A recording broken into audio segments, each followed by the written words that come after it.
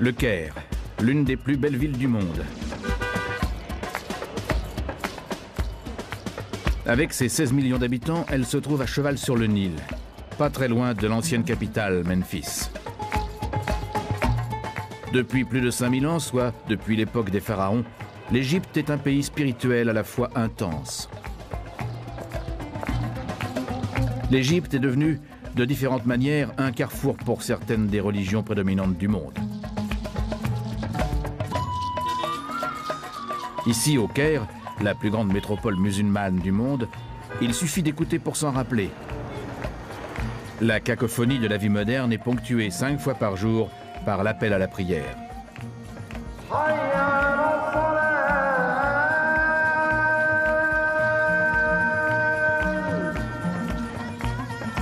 Le Caire compte des centaines de mosquées de tous âges et de toutes dimensions.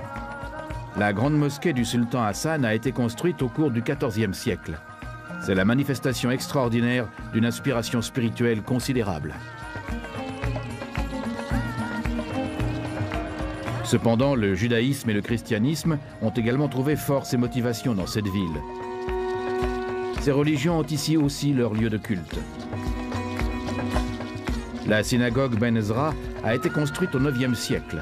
La légende veut que ce soit à cet endroit que la fille du pharaon ait recueilli Moïse, alors bébé, avant que le Nil ne l'emporte.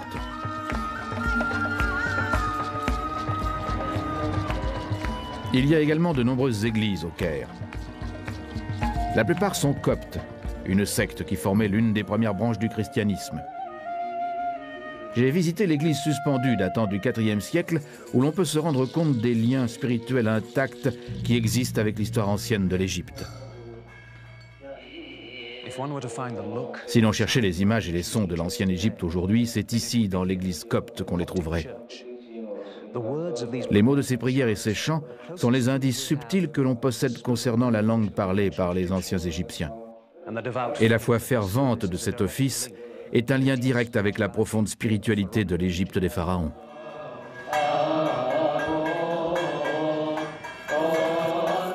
Les chants, l'encens et les hiéroglyphes, encore utilisés dans la langue copte, remontent à une religion encore plus ancienne qui a commencé ici il y a plus de 50 siècles. Aujourd'hui, les lieux de culte du Caire représentent un lien tangible avec cette époque lointaine. Une époque à laquelle de magnifiques temples fournissent le fondement spirituel de l'une des premières grandes civilisations de l'humanité. Le pouvoir des anciens pharaons trouve ses origines dans une hiérarchie complexe de dieux et de déesses. C'est une religion qui attache beaucoup d'importance aux rituels et cérémonies. Au centre de cette religion se trouve le temple, lieu merveilleux et mystérieux. Les temples étaient des points de contact entre l'humain et le divin. Fondamentalement, les Égyptiens concevaient le temple comme étant avant tout la demeure des dieux. Dès lors, l'objet essentiel du rituel au temple était de prendre soin des dieux et de les nourrir. La seconde fonction du temple est de représenter physiquement la conception égyptienne de la création.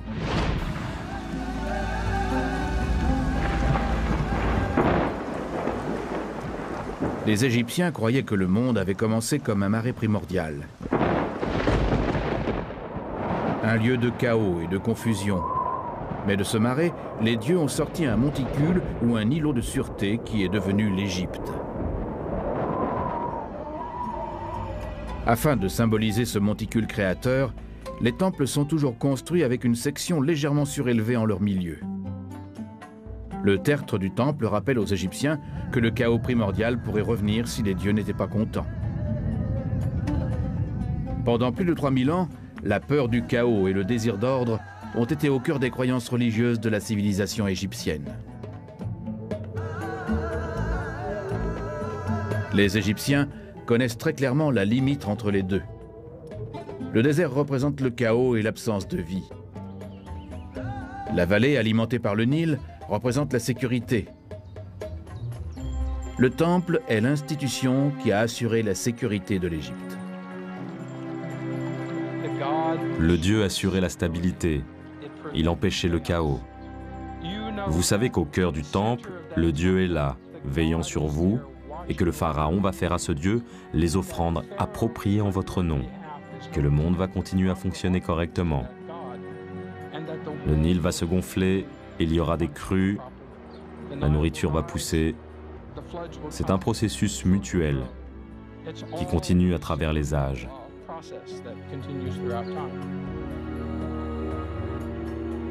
Les temples évoluent rapidement pour devenir davantage qu'une demeure pour les dieux. Ils deviennent le centre de toute vie dans la communauté. Quand on pense au temple de l'Égypte ancienne, on pense en fait à quelque chose de beaucoup plus grand qu'un lieu de culte. C'est un lieu religieux et économique. Quelque chose qui ressemble à un grand monastère européen du Moyen-Âge.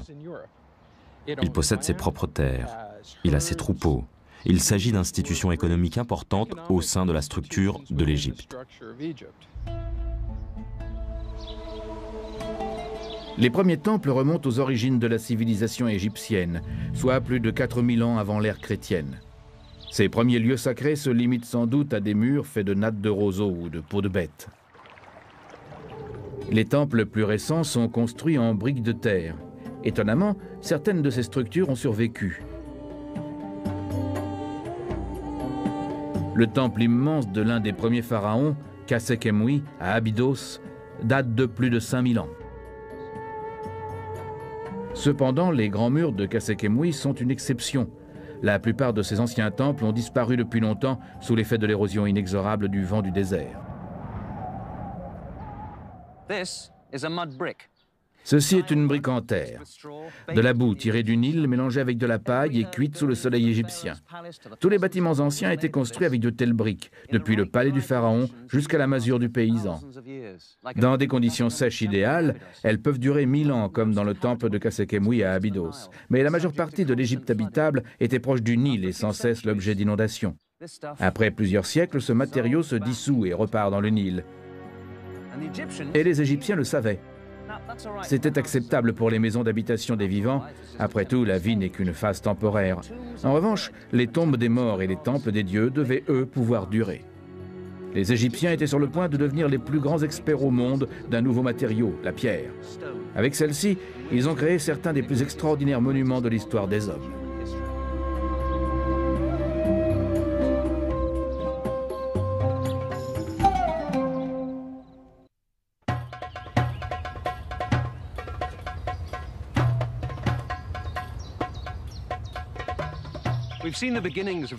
Nous avons découvert les débuts de la construction de temples en Égypte. Nous en voyons maintenant l'apogée magnifique. Voici le temple de Karnak.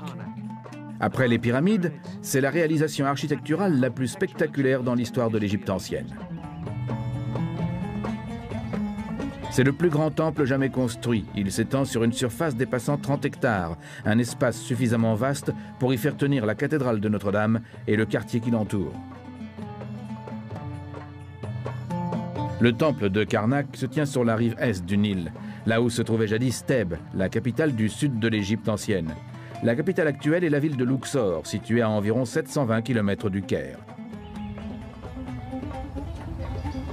Plusieurs pharaons se sont succédés sur 2 siècles pour construire et agrandir ce temple imposant près de 1200 ans avant l'ère chrétienne.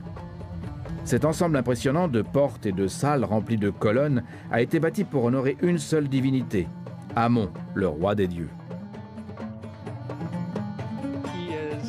C'est un dieu très important, le dieu le plus important en Égypte.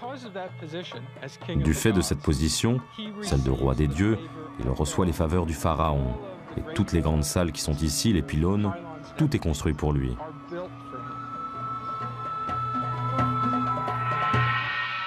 Avec son épouse Mout, la déesse de la maternité, Amon règne sur la capitale, Thèbes.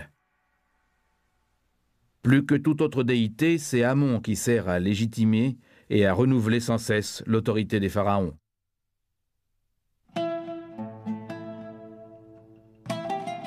Dans les recoins les plus sombres, les plus silencieux de Karnak, le dieu Amon réside sous la forme d'une statue. Curieusement, la statue n'a rien de colossal. C'est au contraire une représentation de dimension modeste qui peut être facilement transportée lors de festivités.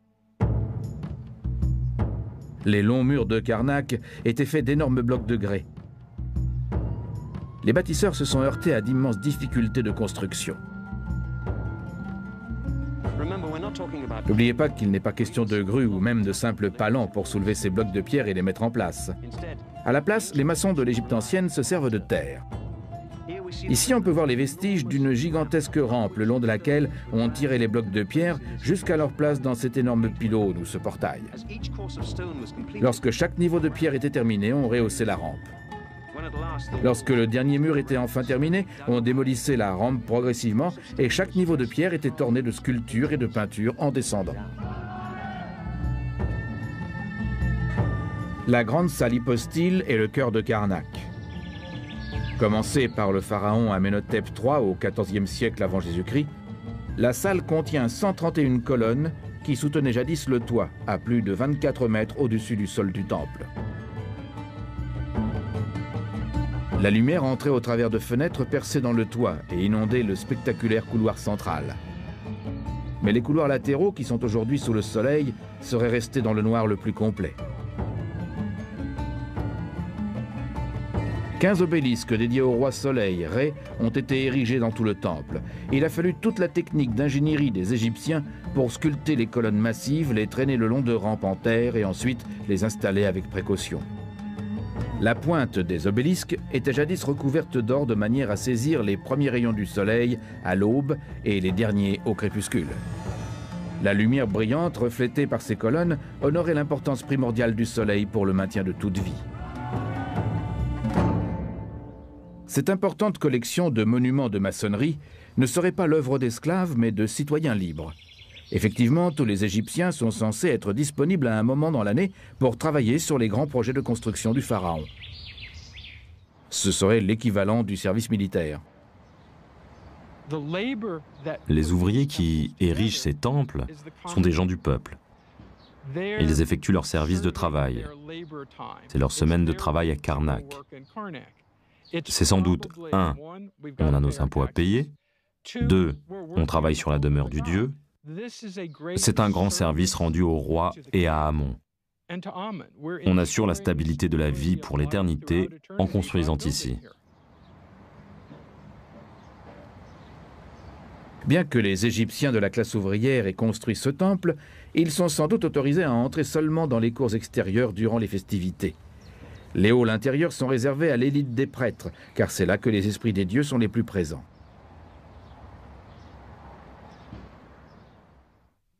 Chaque pharaon se sent à son tour appelé à proclamer sa dévotion à Amon, et par la même occasion sa propre grandeur. Les murs et colonnes du temple fonctionnent comme des posters ou panneaux d'affichage, où l'on peut graver et exposer son adoration du dieu au reste du monde. Le docteur William Murnham de l'université de Memphis étudie les inscriptions du temple de Karnak depuis plus de 30 ans. Je suppose que mon intérêt pour ce bâtiment a commencé par une simple curiosité. Enfin, il est tellement bien conservé, c'est un peu bête de ne pas savoir grand-chose de son mystère, pourquoi il a été construit. Ce qui m'intéresse, c'est ce qu'il nous apprend de la mentalité religieuse des anciens Égyptiens. La seule manière sûre de commencer à comprendre l'importance d'un bâtiment tel que celui-ci est de comprendre ce qui est sculpté sur les murs. La simple photographie des inscriptions est délicate. Au cours de plusieurs centaines d'années et une succession de pharaons, des sculptures ont été réalisées par-dessus les sculptures plus anciennes. Murnham effectue tous ces tracés avec précaution, de manière à ce que toutes les couches puissent être minutieusement étudiées. En effet, ces images ne sont parfois pas ce qu'elles paraissent au premier abord. L'un des éléments que l'on trouve sans cesse souligné dans ce temple est l'équilibre entre la façon dont les choses sont et devraient être, et ce qui se passe réellement dans le temple. Je pense que vous pouvez en voir une très bonne illustration par ici. Vous avez cet oiseau qui est un hiéroglyphe pour le peuple d'Égypte. Vous remarquerez qu'il est placé dans un panier, ce qui est un autre hiéroglyphe signifiant tout. Et l'oiseau a des bras qui poussent. Ce n'est pas à cause d'une mutation génétique, mais parce qu'il s'agit d'un morceau d'un autre hiéroglyphe. À la vue de ces bras tendus, les Égyptiens penseraient immédiatement au mot signifiant « adorer ». Au cas où vous n'auriez pas saisi, l'étoile à 5 branches, est un autre hiéroglyphe égyptien qui signifie en fait « adorer ». Donc vous obtenez tout le monde adorant le roi. Des détails tels que celui-ci ont suggéré qu'il ne s'agissait pas seulement d'un symbole pour les hommes adorant le roi Dieu, c'est également un logo pour une société fondamentalement illettrée. Après tout, il ne faut pas oublier qu'en Égypte, seuls 1 ou 2% de l'élite savent lire et écrire. Alors pour tous les autres, quelque chose de ce genre voudrait dire, quand vous voyez cela sur une colonne, vous avez le droit de vous tenir là. Un oiseau qui sert en réalité à contrôler la foule n'est que l'une des surprises qui vous attendent ici, si vous savez où et comment chercher. Aujourd'hui, le visiteur moyen sera peut-être étonné d'apprendre que tout cet assortiment terne de pierres sculptées était jadis peint de couleurs sublimes. Les quelques sections de décoration peintes qui existent encore nous donnent un aperçu extrêmement tentant du passé fabuleux de Karnak. Les efforts de conservation sont impérieux car, comme vous pouvez le constater, le mur est en train de s'effriter. Les anneaux comportant des inscriptions de noms que vous pouvez voir au-dessus de moi étaient intacts quand nous les avons photographiés en 1992. Ils ont maintenant pratiquement disparu. Alors chaque fois que j'en ai assez de ce que je suis en train de faire, je reviens ici pour me rappeler que nous sommes dans une course contre la montre et combien il est important de documenter tout ceci avant qu'il ne disparaisse complètement. Malheureusement, la nappe phréatique égyptienne ne cesse de remonter depuis la construction du grand barrage d'Assouan en 1969. Agissant comme une éponge, la nature poreuse de ces pierres anciennes attire maintenant cette eau et les sels nocifs qu'elle transporte. Néanmoins, d'autres égyptologues continuent de s'évertuer à révéler davantage de secrets que recèlent encore ces murs merveilleux.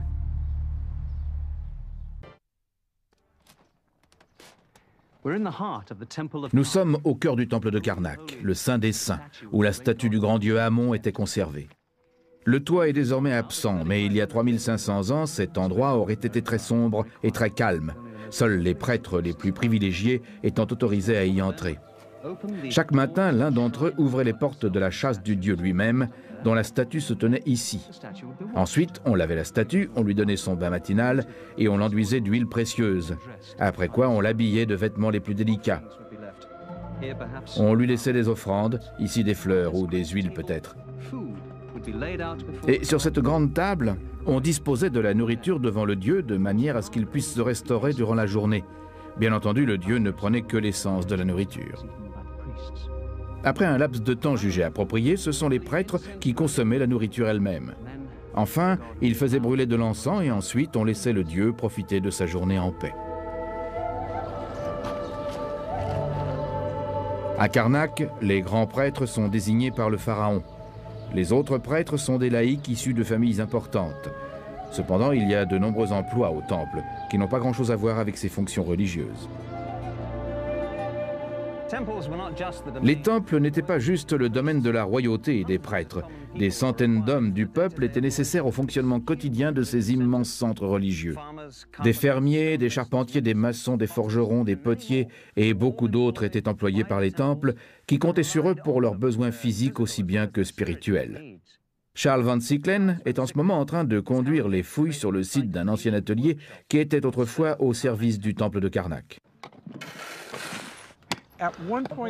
À un moment au cours de l'histoire du temple de Karnak, ceci était une fabrique. C'était l'endroit où ils fabriquaient les statues, c'était l'endroit où ils fabriquaient les bijoux, ils traitaient le cuivre. À cet endroit particulier, on trouve beaucoup d'indices contradictoires sur ce qui se passe. J'ai des endroits où il y a des concentrations de terre riches en particules métalliques que l'on n'a pas encore analysées, mais qui ressemblent fort à quelque chose dont on ne prononce pas le nom en égyptologie. C'est le mot qui commence par un O. C'est terrible. Ce mot, c'est l'or. Les archéologues ont horreur de trouver de l'or parce que c'est seulement un problème et ça ne vous apprend jamais rien. L'attrait séculaire de l'or a semé la confusion dans plus d'un site de fouilles. Pour des archéologistes sérieux, sa présence ne fait que les distraire de la poursuite de découvertes plus importantes. Il y a toute une série de bassins, l'un au-dessus de l'autre. Ils descendent sur plus d'1,20 m. Et ils mettaient de l'étoffe au fond et attendaient que des dépôts se forment. Les dépôts étaient éliminés par filtrage et ils rajoutaient de l'eau jour après jour. Peut-être essayaient-ils d'extraire de l'or. C'est sans doute la théorie la plus plausible pour cette semaine. C'est une question à laquelle je n'ai pas encore trouvé de réponse. Mais c'est ça l'archéologie. Toutes les facettes de la vie quotidienne des Égyptiens dépendent de la poterie. On trouve partout des jarres, des bouteilles, des cuvettes, des bols et des pots. On pourrait penser que toutes les poteries sont déterrées et conservées. Cependant, Plus de 3000 ans d'histoire ont contribué à les réduire en morceaux. Cet endroit est presque entièrement jonché littéralement de millions de tessons de poterie. Voici un tesson que je qualifie habituellement de zabala, un terme arabe qui signifie ordure. C'est un morceau d'une poterie qui ne possède aucun élément caractéristique susceptible de me fournir des renseignements la concernant. Alors on le jette.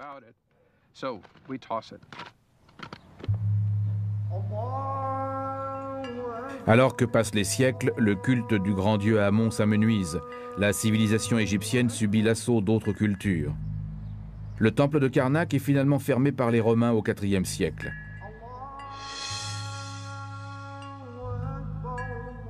Quand les Européens aperçoivent enfin Karnak au XVIIIe siècle, ces grandes salles sont remplies de sable. Des feux de camp ont noirci ces beaux murs peints, et seuls des paysans et leurs ânes examinent les inscriptions sacrées qui étaient à l'origine destinées aux dieux.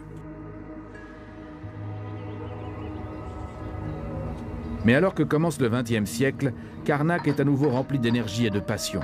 Sauf qu'il s'agit désormais de la passion de la découverte et de la restauration. Aujourd'hui, personne ne vit plus à Karnak. On a déblayé le sable pour découvrir ceci. Des centaines de blocs de pierre. À l'issue d'investigations longues et précises, François Larcher et son équipe française ont réussi l'impossible. À partir de ces blocs pris au hasard, ils sont parvenus à reconstruire un bâtiment entier. Ils ont recréé la chapelle rouge de la reine Hatshepsut.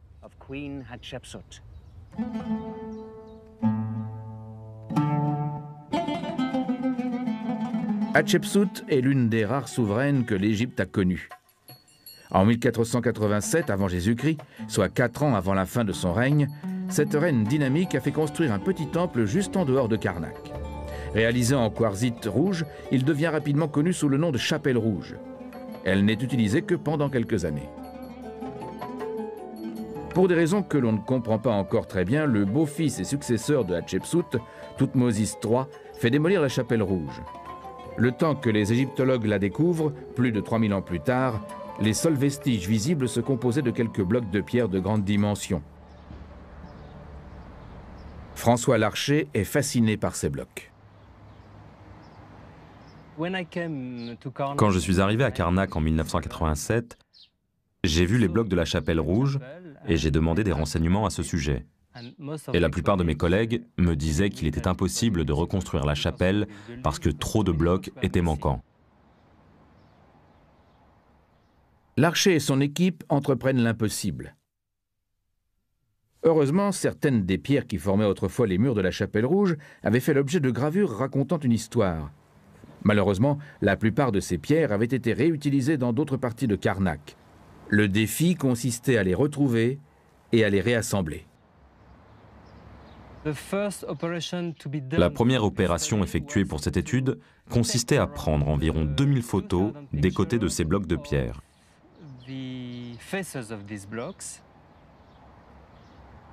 Les photos des blocs de la chapelle servent à Larcher de patron à partir duquel il peut travailler. C'est comme assembler les pièces d'un puzzle en 3 dimensions. Vous n'avez pas la boîte, donc vous n'avez pas la photo, et il manque la moitié des pièces. La chapelle rouge avait été conçue pour contenir un petit bateau. Le bateau servait à transporter le dieu Amon lors de l'importante fête de Hopet qui avait lieu chaque année au début des inondations. Au cours de la procession, le bateau de Amon était porté hors de Karnak et défilait devant les gens du peuple lors d'un parcours d'une journée pour aller rencontrer le roi. Au cours de cette rencontre, le roi rendait hommage au dieu et le dieu renouvelait le droit du pharaon de régner pour une autre année. Des scènes de ce voyage étaient dépeintes sur des blocs numérotés qui faisaient partie des murs de la chapelle. Une fois que Larcher a découvert certains de ces blocs, il a la clé qui lui permettra de comprendre l'ordre de chaque rangée de pierres. Si 5 blocs dans une rangée ont une longueur individuelle d'environ 75 cm, il est logique que le bloc manquant dans la série sera de la même longueur. Les scènes avec la chasse et celles avec les prêtres portant la barque sont de la même longueur. Il était relativement facile d'additionner ces longueurs aux parties manquantes pour reconstruire une partie du 3e niveau.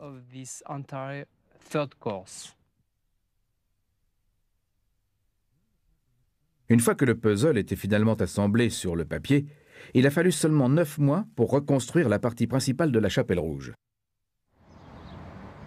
Malheureusement, certains des blocs n'ont jamais été retrouvés. Dans ces murs, le plâtre lisse remplit l'espace laissé vide par des blocs manquants. Il sera finalement peint de la couleur des pierres originales.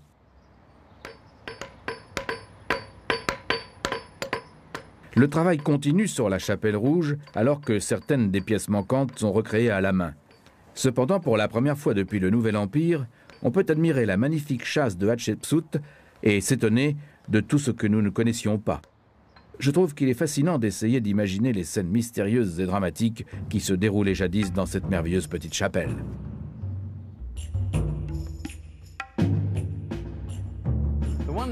Le seul jour de l'année où l'Égyptien moyen avait en fait l'opportunité de voir le dieu Amon-Ré était la fête de Hopet. Le dieu était retiré de son sanctuaire et amené ici à la chapelle rouge. À l'intérieur, à cet endroit précis, se trouvait un petit bateau ou une barque qui transporterait le dieu au cours de son voyage. Il était placé dans la barque et des prêtres à la tête rasée, vêtus de robes de cérémonie en peau de léopard, soulevaient la barque sacrée sur leurs épaules et la transportaient hors du temple de Karnak jusqu'à Luxor, situé à plus d'1,5 km de là, le long de l'avenue des Sphinx.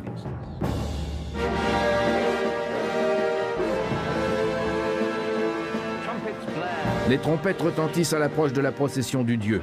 Des soldats dans des chars couverts de plumes font la haie le long du parcours. Les spectateurs chantent et applaudissent tandis que les musiciens pincent les cordes de leur lutte et battent du tambour et des cymbales. Des danseurs oscillent sur ces rythmes, des acrobates sautent dans l'air. Et partout, le peuple applaudit à la vue du dieu donneur de vie.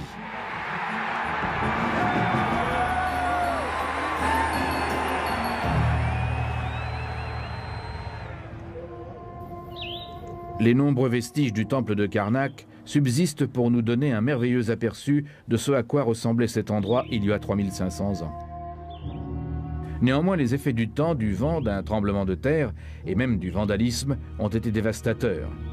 Il faut nous tourner vers d'autres temples pour pouvoir apprécier le caractère mystique de l'architecture des temples égyptiens ainsi que la beauté délicate de leur décoration. L'un des plus imposants de ces temples a été construit pendant la période de prospérité de Karnak.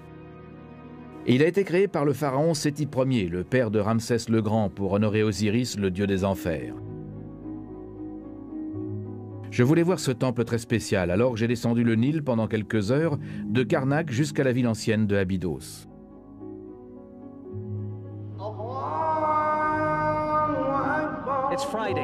C'est vendredi, le jour saint de la semaine dans l'Égypte actuelle. On peut entendre le muezzin appelant les fidèles à la prière. Ce qui subsiste de l'Égypte ancienne, c'est sa religion. Des tombes, des temples, des monuments. Pour les Égyptiens de l'époque, voilà ce que l'Égypte représentait, une religion vivante qui impliquait directement le peuple tout entier. Une religion qui a perduré, connaissant très peu de changements pendant 3000 ans. Nous avons vu les splendeurs de Karnak, cependant, afin de les apprécier réellement et de comprendre le pouvoir de l'influence de ces temples du Nouvel Empire, il faut venir ici à Abydos, ce temple extraordinaire bâti par Séti Ier pour le dieu Osiris. Peu de touristes viennent jusqu'ici. Certaines parties de ce temple n'ont même jamais été filmées. Notre guide est Matthew Adams, de l'Université de Pennsylvanie.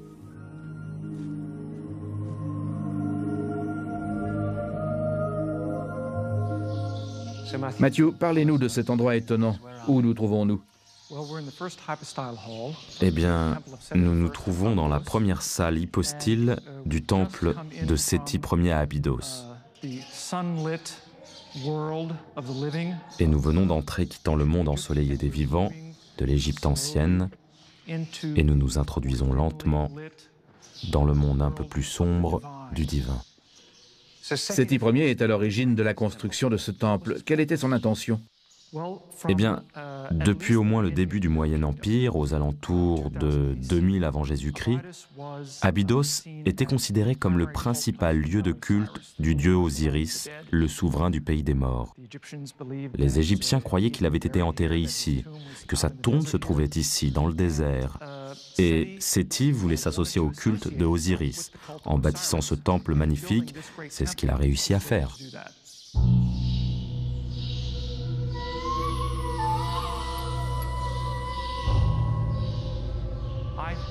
Je crois que c'est sans doute le style de sculpture le plus délicat jamais réalisé en Égypte. Eh bien, ici on voit le roi Séti qui tient un brûleur à encens. Ici on peut voir la flamme de l'encens en train de brûler qui monte. Il fait offrande de cela à une représentation du dieu Osiris qui est accompagné de plusieurs autres déités. On voit Osiris trônant sur une estrade à l'intérieur d'une châsse qui est seulement indiquée par la présence de lignes fines encerclant la représentation. Où cette châsse pouvait-elle se trouver? Le temple comportait un certain nombre de chapelles consacrées à différentes déités. L'une d'entre elles était consacrée à Osiris, et cette représentation, ou l'image de ce qui était représenté, devait se trouver dans la chapelle. Est-ce qu'on peut aller voir? Voici la chapelle d'Osiris, et on le voit sous différentes apparences, ici avec le roi faisant offrande d'encens et de libations, et en adoration devant l'image du dieu. Cela donne vraiment une idée de ce à quoi ressemblaient les décorations originales de la plupart des temples égyptiens. Elles devaient être dans ces tons incroyablement vibrants et vifs. On dirait presque que l'artiste a reposé son pinceau et quitté le temple hier seulement. Les images que l'on voit ici nous sont d'une grande assistance pour comprendre la nature des rituels ayant lieu au temple. Cependant, le temple Séti n'est pas uniquement important pour permettre aux égyptologues de comprendre les dieux, les cultes et les rituels du temple. Il revêt également une importance particulière dans l'histoire de l'Égypte. Les murs de cette pièce nous apportent l'un des plus importants documents historiques datant de l'Égypte ancienne, quelque chose qui a été d'une valeur immense pour permettre aux égyptologues de comprendre la chronologie de l'histoire égyptienne. Il s'agit de la liste des noms des rois de l'Égypte ancienne.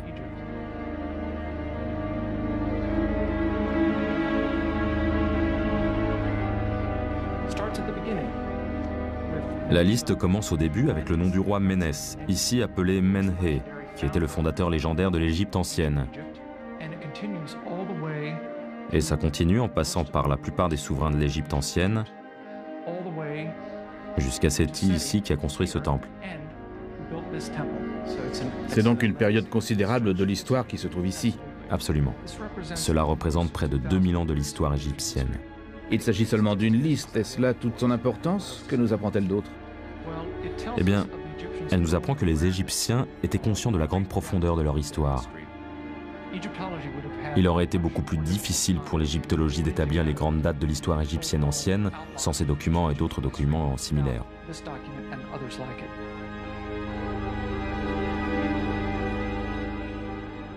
Bien que Séti Ier soit le dernier nom sur la liste, il est mort avant que le temple ne soit achevé. C'est son fils Ramsès qui l'a fait terminer. Cependant, l'histoire le considérera toujours comme le cadeau éternel de Séti, un magnifique monument dédié à la spiritualité profonde et à la grandeur artistique de l'Égypte ancienne.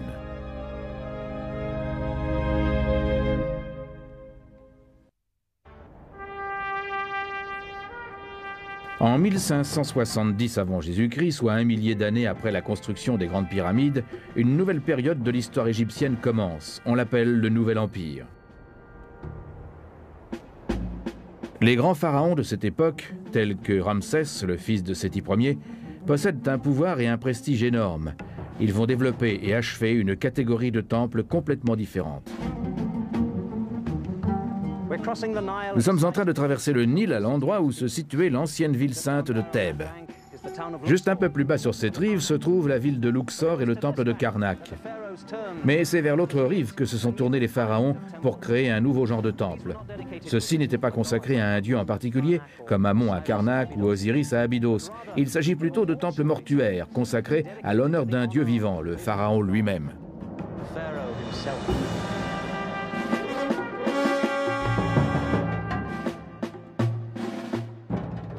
Les pharaons ont toujours nécessité un lieu où, même après la mort, ils pourraient recevoir des louanges et des offrandes. Un endroit adapté où leur mémoire pourrait être vénérée quotidiennement. Il ne suffit pas que leur corps soit préservé. Il faut également maintenir la mémoire glorieuse du roi défunt afin qu'il conserve sa propre place dans l'éternité.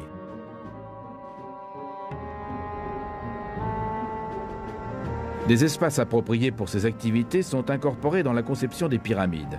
Néanmoins, l'existence de pilleurs de tombes oblige les pharaons à rechercher des tombes plus petites, plus sûres, dans la vallée des rois et crée le besoin de structures commémoratives spéciales. Le résultat est le temple mortuaire. Et Ramsès II fait construire l'un des plus élégants de ces temples sur l'autre rive du fleuve, en face de Karnak. Le temple spectaculaire qu'il crée est connu sous le nom de Ramesséum. C'est un monument approprié pour le pharaon que l'histoire connaît comme Ramsès le Grand. Son emplacement sur la rive ouest du Nil à Thèbes est en réalité un complexe immense de cimetières couvrant plusieurs dizaines de kilomètres carrés. Les grands temples mortuaires bâtis par les pharaons sont tous très près les uns des autres.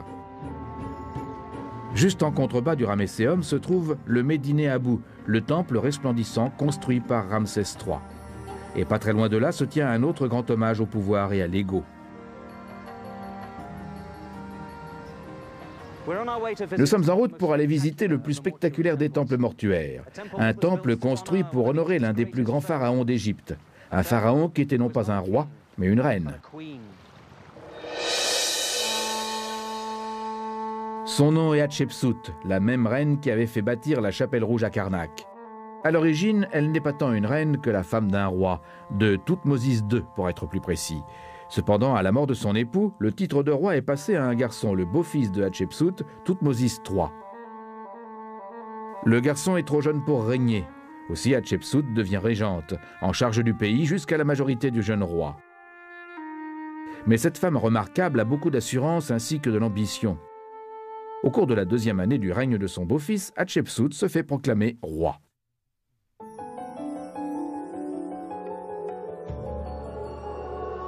Elle décrète qu'elle sera dorénavant décrite non pas comme une femme, mais comme un homme, jusqu'à la fausse barbe traditionnelle du pharaon. Le règne de Hatshepsut est paisible et l'Égypte prospère. Des expéditions de commerce sont envoyées vers des terres lointaines. Et la reine élabore des projets de construction gigantesques. Aucun n'est plus ambitieux que sa construction d'un temple pour se commémorer elle-même.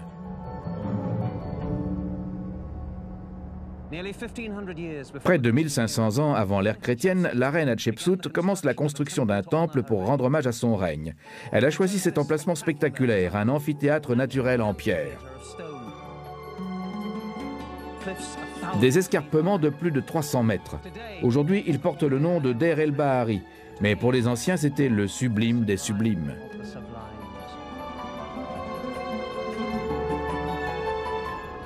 L'architecte de Hatshepsut s'appelle Senemunt. Certains pensent qu'ils sont également amants. Elle lui demande de concevoir un temple qui émerveillera les générations à venir, et il a réussi.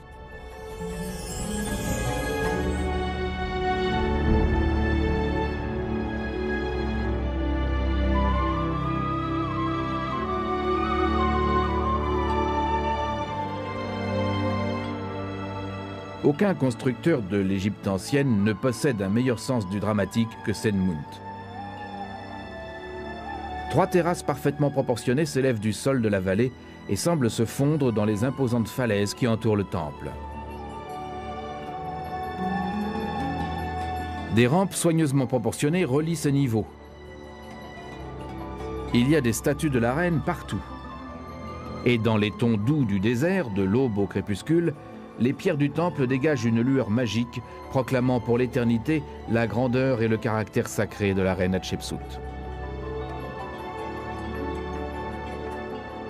Cependant, la renommée peut s'avérer éphémère. Le contrôle par Hatshepsut de ce merveilleux temple ne va pas durer. Le travail sur ce chef-d'œuvre architectural commence au cours de la 7e année du règne de Hatshepsut et continue pendant 15 ans. Ce temple est construit en son honneur, alors que son image est omniprésente. Hatshepsut représenté en pharaon, Hatshepsut en Osiris le dieu. Alors que son temple est toujours debout 3500 ans plus tard, la plupart des représentations de la grande reine elle-même ont été détruites peu après sa mort. Thoutmôsis III devient pharaon d'Égypte en 1483 avant Jésus-Christ. Il est convaincu que sa belle-mère n'aurait jamais dû devenir pharaon. Alors, quand il arrive à la fin de son règne, il fait tout son possible pour effacer toute image de la reine de son propre temple. Mais ici, c'est le temps le plus grand ennemi. Les occupants suivants poursuivent la dégradation de ces sculptures et des tremblements de terre font tomber murs et colonnes. Arrive enfin le XXe siècle, le superbe temple de Hatshepsut est dans un triste état. Les pavés se sont soulevés, d'énormes blocs de balustrades se sont effondrés et des tas informes jonchent le sol. En 1960, le gouvernement a financé un projet de restauration, travaillant avec un groupe d'égyptologues polonais. C'est depuis un modèle de coopération internationale.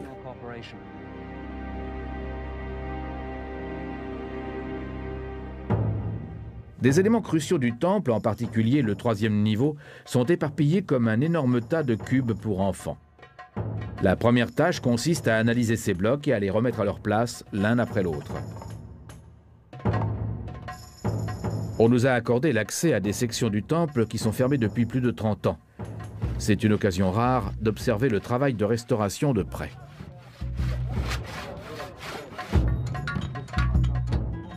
Des méthodes anciennes sont employées pour recréer les parties manquantes. La pierre est extraite des carrières d'origine et apportée ici à Deir el-Bahari.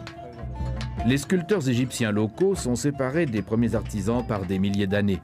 Néanmoins, le soin du détail et l'attention qu'ils apportent à leur travail sont les mêmes. Chacune de ces pierres est taillée à la main, mise en place à la main et au jugé. Elles sont découpées pour prendre leur place exacte. Et ensuite, après celle-ci, ils doivent monter point par point le long de cette grande rampe jusqu'au troisième niveau. Et pour la première fois depuis les temps anciens, il sera complet. Des centaines d'hommes travaillent ici. Vous pouvez imaginer, dans les temps anciens, des milliers d'Égyptiens travaillant côte à côte sous la chaleur pour terminer ce monument grandiose.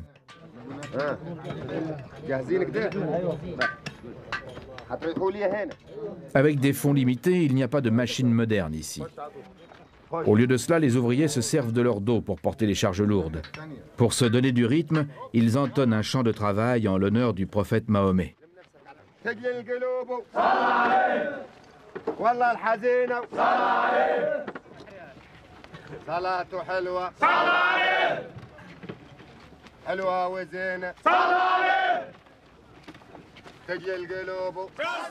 Comme leurs ancêtres des siècles auparavant, ils tirent les blocs de pierre le long de la rampe à la seule force de leurs mains. Bien entendu, ces hommes-là travaillent avec des roues. Les Égyptiens anciens, eux, peut-être utilisaient-ils des traîneaux. Malgré tout, c'est un travail très dur.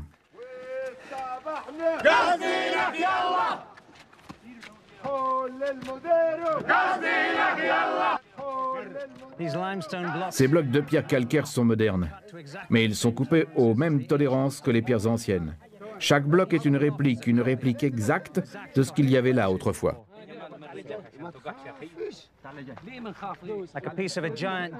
Comme une pièce d'un puzzle géant, une section originale du temple de Hatshepsut est mise en place sur la section moderne correspondante.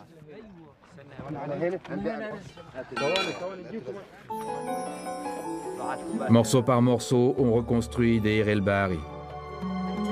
Il est difficile d'obtenir des financements pour ce travail. Il a fallu plus de 30 ans.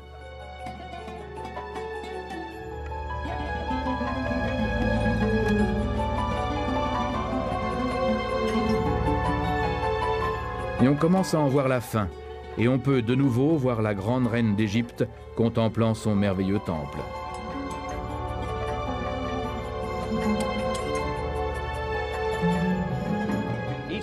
Chaque année, au cours d'une fête spéciale, le dieu Amon-Ré était amené ici sur le troisième niveau du temple de Hatshepsut. La statue du dieu faisait l'objet d'une procession qui l'emportait en passant par cette cour jusque dans une caverne creusée dans la montagne. Là, il se reposait pendant quelques jours avant de commencer son périple vers tous les temples de la rive ouest. Le public n'a jamais été autorisé dans ce lieu. Mais bientôt, le travail de restauration sera terminé et les visiteurs pourront se tenir ici, sur la terrasse sacrée, et profiter de la vue sur le Nil que la reine Hatshepsut elle-même contemplait jadis.